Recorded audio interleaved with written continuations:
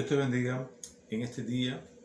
Te invitamos rápidamente a buscar el libro de Gálatas capítulo 5, versículos del 19 al 21. Dice la palabra de Dios así. Gálatas 5, 19 al 21.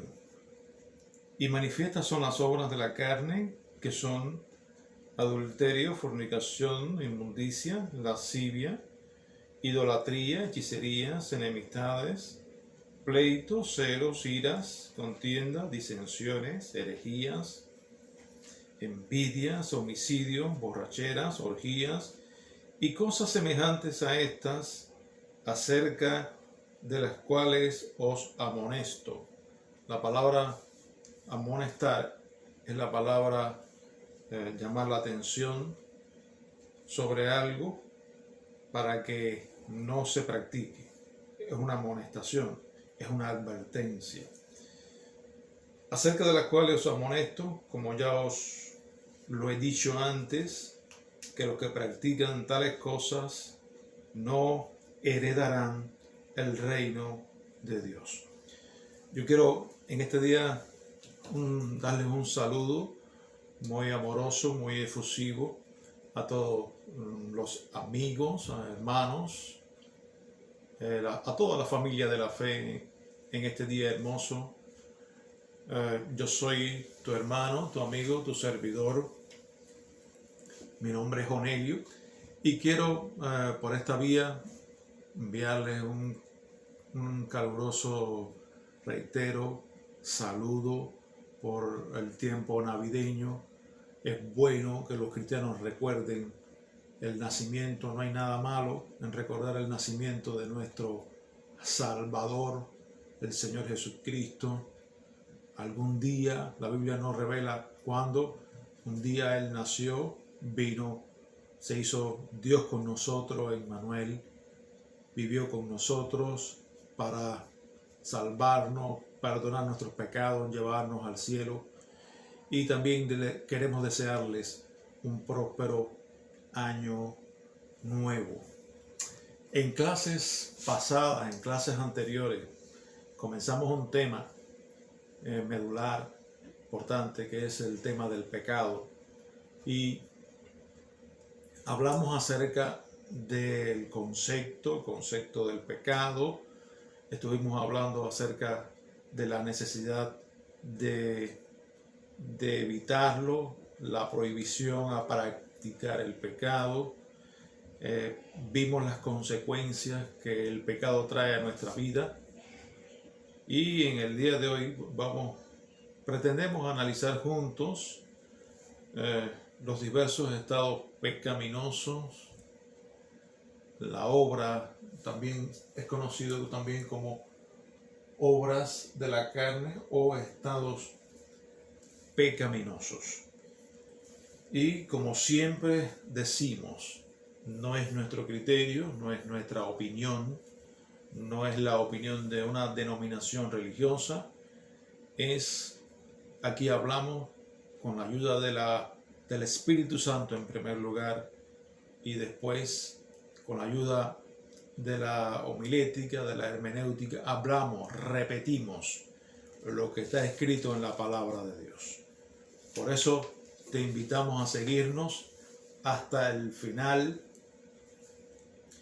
Deseamos que llegues hasta el final de este estudio, porque no hacemos nada con que ustedes miren el principio y después no lleguen al final, porque es algo que todo cristiano, toda persona debe manejar, debe conocer para el bien nuestro.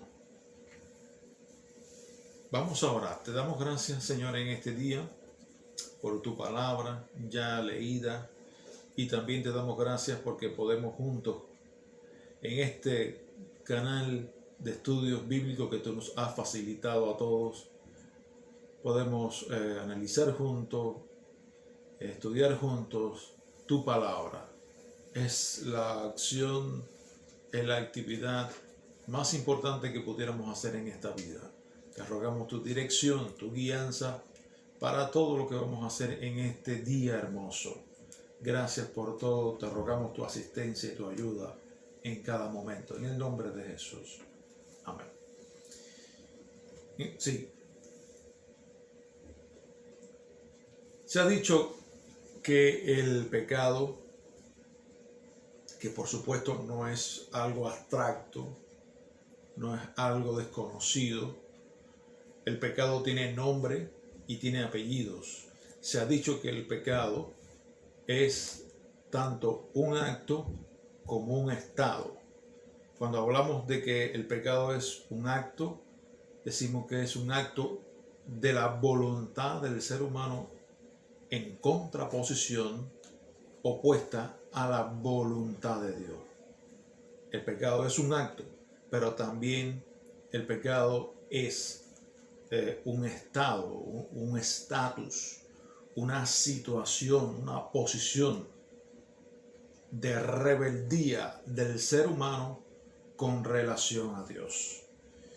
Y siempre hemos hablado, siempre hemos dicho que, y lo ilustramos de esta manera, porque la Biblia dice que si decimos que no tenemos pecado, mentimos. Y la verdad no está en nosotros. Nuestra tendencia, nuestra inclinación es al pecado.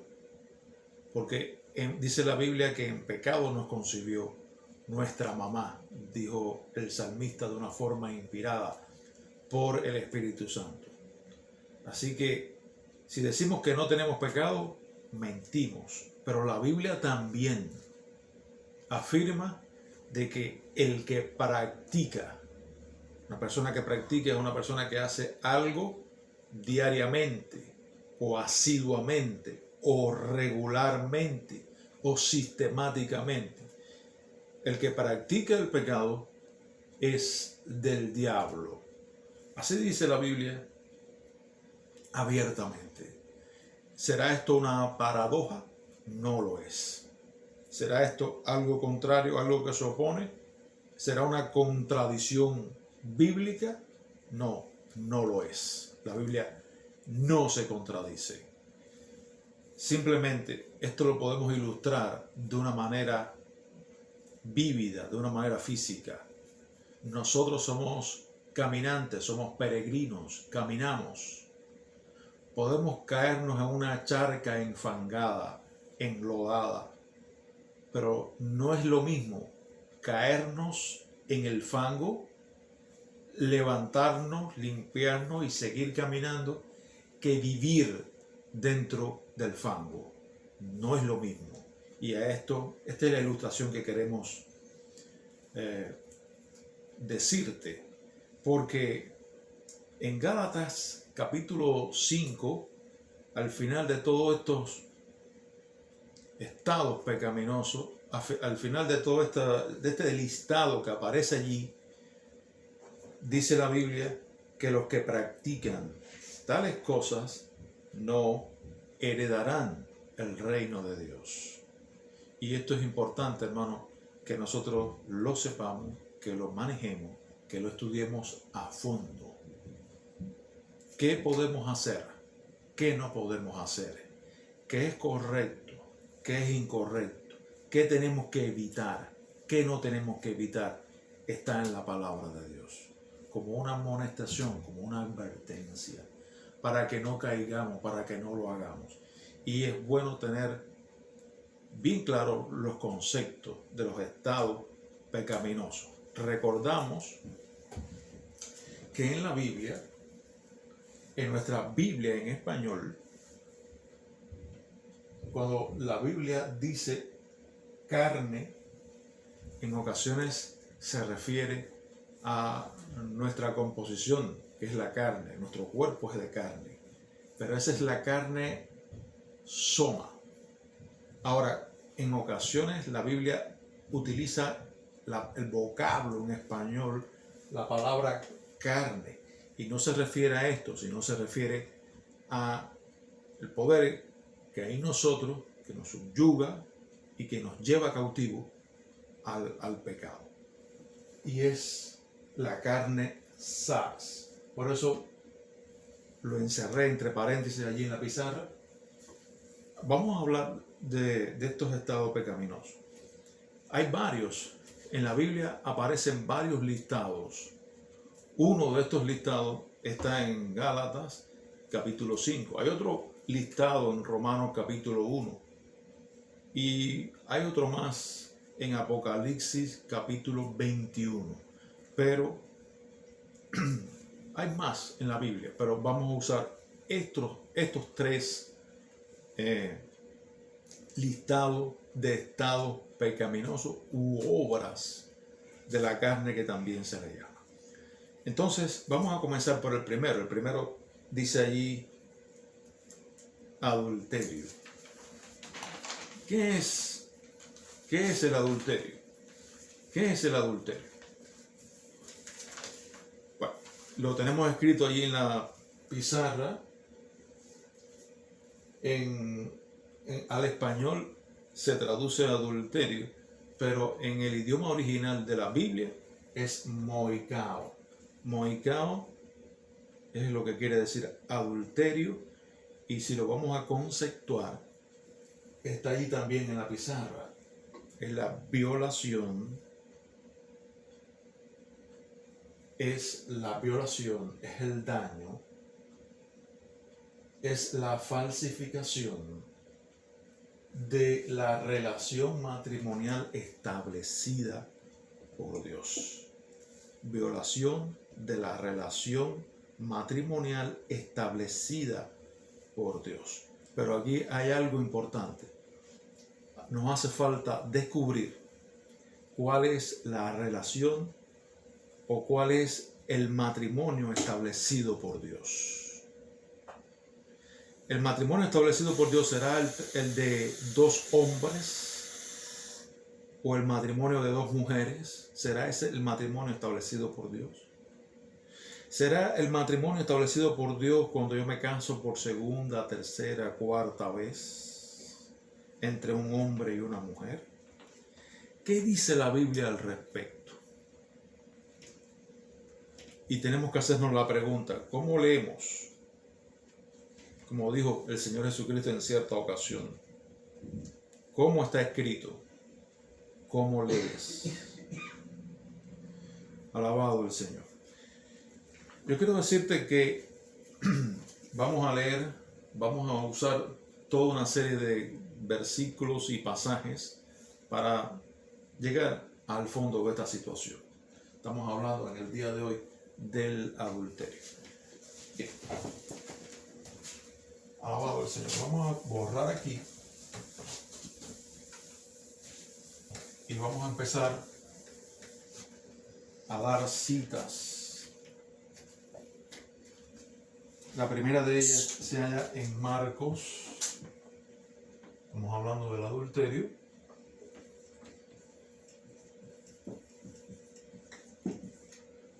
Que es moicao.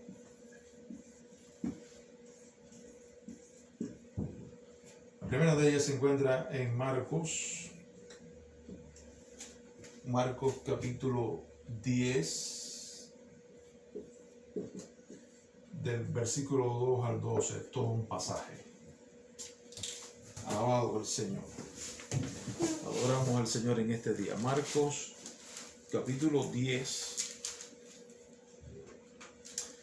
Alabado el Señor. Marcos capítulo 10, del 2 al 12.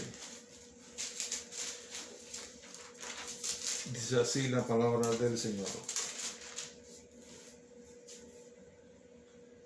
Y se acercaron los fariseos y le preguntaron para tentarle si era lícito, si era legal, al marido repudiar a su mujer. Versículo 3. Él respondiendo les dijo: ¿qué os mandó Moisés? Ellos dijeron: Moisés permitió dar carta de divorcio y de repudiarla. Y respondiendo Jesús les dijo: por la dureza de vuestro corazón os escribió este mandamiento, Pero al principio de la creación, varón y hembra los hizo Dios. Tenemos que olvidar lo que pasó en la ley de Moisés, que se escribió en el Antiguo Testamento. Tenemos que olvidar, porque Cristo es Dios y Él es el legislador. Él establece leyes, las pone, las quita o las puede modificar, porque Él es el legislador por excelencia. Y Él estaba aprovechando la situación. Yo quiero decirte algo. Los evangelios son 4. ¿Y por qué 4 evangelios? Porque cada evangelio va dirigido a ciertas personas. El evangelio de Mateo va dirigido, y esto es importante, hermano, y amigos que nos escuchan, que sepas por qué se escribe, por qué hay 4 evangelios, a quién va dirigido la carta, a qué grupo de personas va dirigido lo que Dios nos está queriendo decir. Y en el evangelio, por ejemplo, de Marcos, en aquella época, va dirigido a los romanos y por supuesto va dirigido también a nosotros que somos la iglesia, el pueblo de Dios actual. El evangelio según Mateo va dirigido a los judíos, con una serie de profecías, con una serie de genealogías que ellos entendían muy bien. El evangelio según Mateo va dirigido a los judíos y por supuesto a la iglesia actual. El evangelio, que es el tercero, según San Lucas, va dirigido a los griegos y va dirigido a la iglesia actual. Y el evangelio de Juan va dirigido en sentido general a los cristianos que ya estaban convertidos en el primer siglo del cristianismo, y por supuesto va dirigido también a la iglesia, que es una sola, la iglesia de hoy en día. Dicho esto, seguimos lo que estamos describiendo. Dice, pero al principio de la creación, versículo 6, pero al principio de la creación, varón y hembra los hizo Dios. Por esto dejará el hombre a su padre y a su madre, se unirá a su mujer, y los dos serán una sola carne.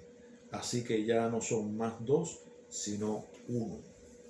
Es decir, cuando un hombre soltero y una mujer soltera se unen en matrimonio, ese es un matrimonio establecido por Dios.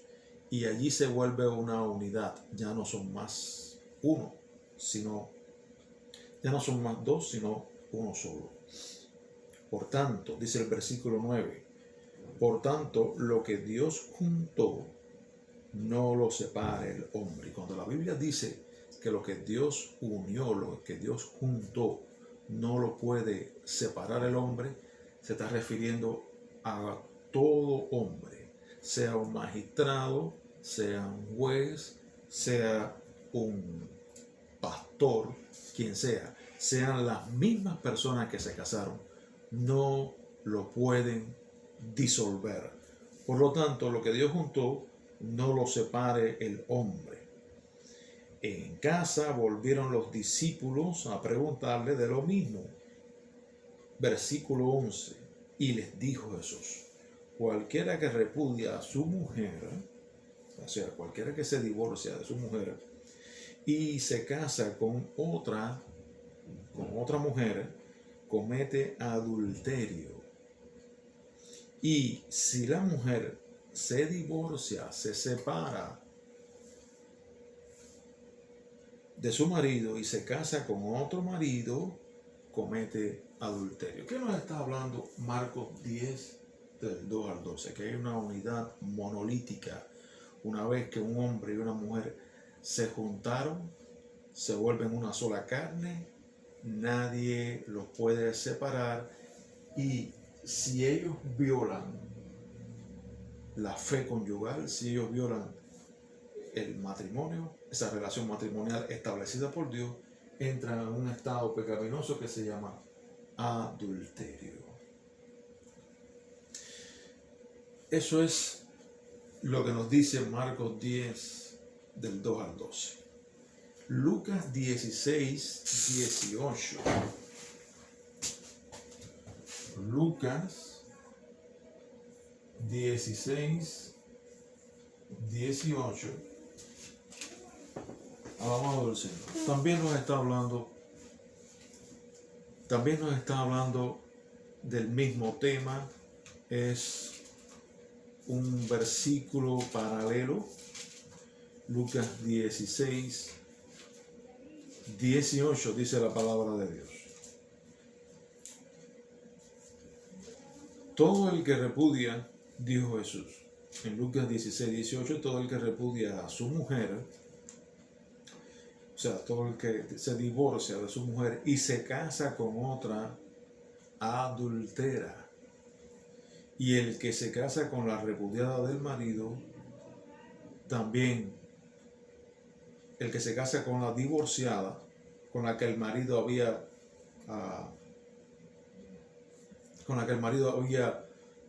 repudiado, va a adulterar también. Así que eso es lo que dice Lucas 16, 18. Nos está hablando de que hay adulterio en las personas que disolvieron su matrimonio y se casaron con otro. Es decir, ahí hay adulterio porque el matrimonio es uno solo. Alabado el Señor. Pasa con el matrimonio. Lo que sucede es la misma relación de Cristo y la iglesia. En Efesios capítulo 5, la Biblia nos habla de esa relación que hay, de esa relación que hay entre Cristo y la iglesia. Alabado el Señor. Dice Efesios capítulo 5, versículo 21. Someteos unos a otros en el temor de Dios. Las casadas estén sujetas a su propio marido como al Señor. Porque el marido es cabeza de la mujer, así como Cristo es cabeza de la iglesia, la cual es su cuerpo y Él es su Salvador. Así que como la iglesia está sujeta a Cristo, así también las casadas lo estén a sus maridos. Marido, amad a vuestras mujeres, como Cristo amó a la iglesia, se entregó a sí mismo por ella, para santificarla, habiéndola purificado en el lavamiento del agua. Versículo 28. Así también los maridos deben amar a sus mujeres como a sus mismos cuerpos. El que ama a su mujer, a sí mismo se ama. Nadie aborreció jamás a su propia carne, sino que la sustenta y la cuida.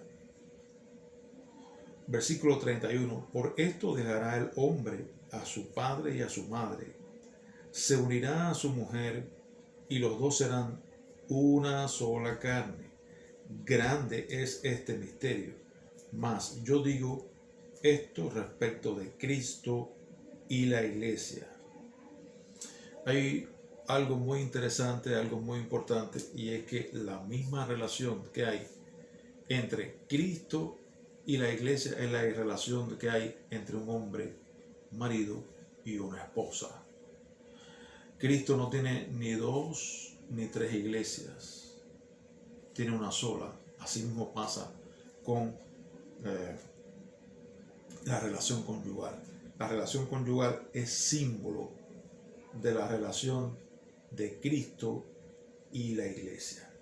Y esto es importante tenerlo en cuenta, hermano. Es un simbolismo. El matrimonio de un hombre y una mujer es el símbolo de la relación Cristo-Iglesia, que ahora hay un noviazgo, ahora hay tiempo en que prenupcial, vamos a decir, porque un día Cristo y la iglesia van a celebrar bodas, va a haber un matrimonio en el cielo. Y esto es lo que simboliza el matrimonio de un hombre y una mujer. El hombre representa a Cristo, la mujer representa a la iglesia. En Romanos 7, versículos del 2 al 3, Romanos capítulo 7, alabado el Señor. También nos habla algo ahí acerca del matrimonio. Lo vamos a escribir en la pizarra. Romanos 7.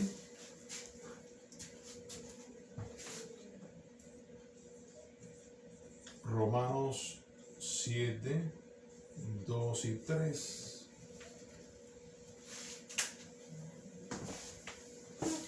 Dice la Biblia así.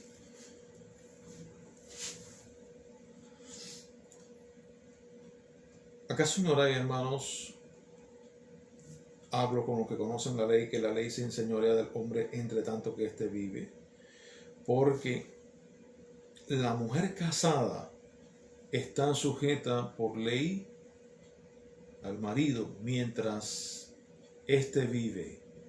Pero si el marido muere, ella queda libre de la ley del marido. Lo único que permite disolver ese matrimonio es la muerte de uno de los dos cónyuges.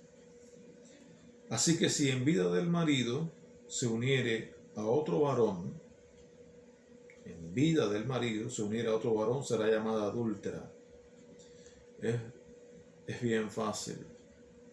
Está la prohibición de que una vez matrimoniado, una vez casado, un hombre con una mujer, es imposible unirse a otra persona. Así que si en vida del marido se uniere a otro varón, será llamada adúltera.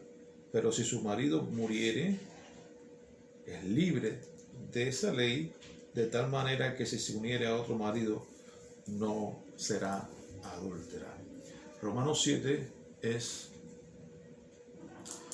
uno de los capítulos que habla también de la prohibición, y habla de que si la mujer o el hombre se uniere a otra persona, pues será llamado adúltero.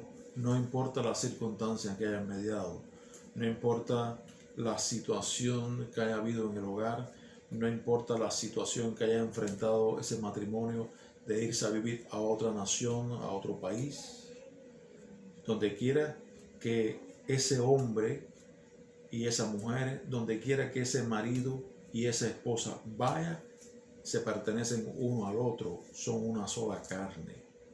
Por eso dice que si en vida, por eso dice allí en Romanos 7,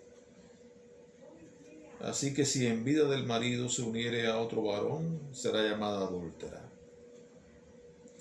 Así que, pero si su marido muriere, es libre de esa ley, de tal manera que si se uniere a otro marido, no será llamada adúltera. Vamos a hacer una pausa para seguir hablando, seguir abundando del tema, porque hay varios versículos que queremos tocar en el día de hoy que nos aclaran muchas cosas.